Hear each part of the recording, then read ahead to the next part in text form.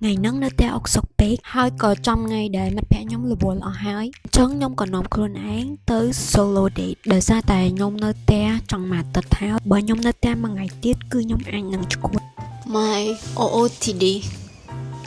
បែកស្លុយហ្មង កន្លែងទីមួយដែលខ្ញុំនាំខ្លួនឯងទៅគឺហាងសភៅអ្នកគេចង់ថាខ្ញុំ boring អីក៏ថាប៉ុន្តែខ្ញុំចិត្តរបៀបហាងសភៅដែលមានកាហ្វេនៅក្នុងនោះគេតុបតែងមកស្អាតបរិយាកាសស្ងប់ស្ងាត់ស័ក្តិសមនឹងបុគ្គល introvert ដូចខ្ញុំនេះគេហៅថាលពើដៃតែខូចគឺទិញឯងខ្ញុំឃើញ postcard នេះខ្ញុំចង់ទិញផ្ញើមិត្តភក្តិខ្ញុំបរទេសខ្លាំងមែនតើចង់ឲ្យគេស្គាល់ពីសិល្បៈរបស់ខ្មែរយើងដោយសារតែស្អាតខ្លាំងមិនដូចរូបអប្សរារូបយ៉ារូបអីនេះស្អាតមកសភៅនេះគឺគួរឲ្យចង់ទិញហើយយើងក៏មើលតម្លៃ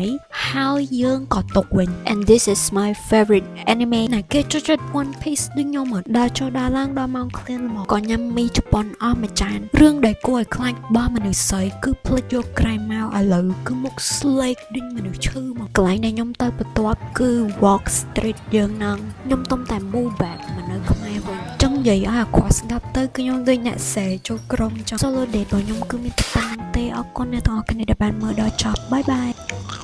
Cheers I have